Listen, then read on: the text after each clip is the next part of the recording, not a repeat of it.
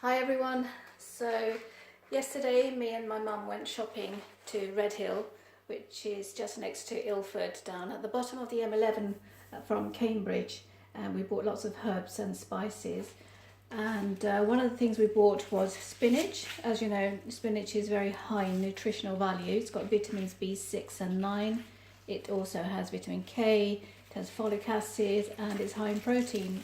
And also the other thing is very high in is iron, which probably most people know it's famous for.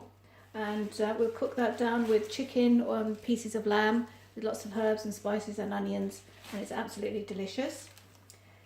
This one is called fenugreek in English. In Urdu we call this methi, and the way we use this is separate them and remove all the leaves like this. What you do is you dry the leaves, and on a sunny day like today you could put them outside actually to dry, or you can put them in your airing cupboard or somewhere warm and dry. It'll take about 3 or 4 days. When all the leaves are dry, then they're ready for use. I wouldn't use this like a coriander or a herb to eat raw, because it is quite, the leaves are a bit tough and the fragrance is quite strong. So the best way to use those is to dry them and use them. And I'll make aloo methi, that's potatoes cooked with this fenugreek, and I'll show you how to do that in my next video. The next thing we bought was rapeseed. Most of you will remember this and recognise it from fields all around. Rapeseed is just coming into bloom now. Acres and acres of fields of golden yellow flowers. And they smell absolutely quite nice actually. So the way to do this is to remove all the young tender stalks like this and separate them from the leaves. We won't use the flowers. We'll use a few but not too many, because as I said, the flowers are quite fragrant and you don't want to overpower your cooking with those. And we'll chop off the bottom half of the stalk and then strip away these outer skin, because that can be a little bit tough. There's masses of rapeseed tops here, as you can see, because you don't actually end up with loads, so you need lots of it to get just a little bit. Now the other thing we bought was ladyfingers. There's about a kilo of okra or ladyfingers. It's got 2 names. The popular name is ladyfingers. The I suppose the professional name is okra. A lot of people don't like using this because they say it produces that sticky, sort of gluey stuff that comes out of it. There is a way to avoid that, and the way my mum cooks it, you won't see any stickiness at all, and it is absolutely delicious cooked in chunks of lamb with onions and herbs and spices, and I absolutely love it. And in one of my videos I'll show you how to cook that as well. Now this is interesting because I hadn't seen this before.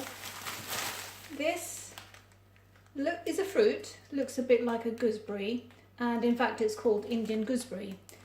In Urdu we call this Amla, and as you can see it's more rounded than English gooseberry, and it's not as hairy. It can be quite sweet. At the moment it's quite hard, it needs maturing, so I'll leave that in the sun for a few days, and that'd be quite nice eaten on its own or in a fruit salad. So we bought aubergines,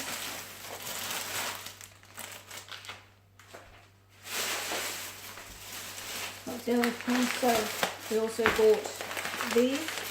Now these are dried chickpeas. They've been air dried and roasted, and as you can see they're quite small and they still have skins on them.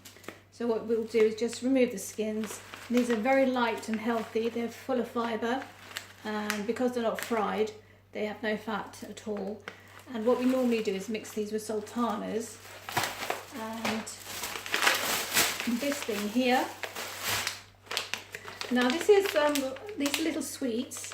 In Urdu we call these reori. No idea what they're called in English. But the little sugar lumps which have been cooked and baked with, and they're covered with sesame seeds. And what we'll do is mix these with the dried chickpeas add some sultanas and they'll become a little sweet snack like fruits and nut. So what else we bought? Some baklava and dates. Loads of dates.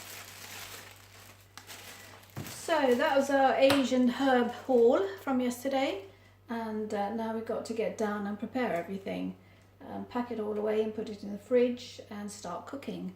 So I'll see you next time, but if you have any comments or suggestions, if you have any questions or queries about how to use these herbs, then please do drop me a line. Bye!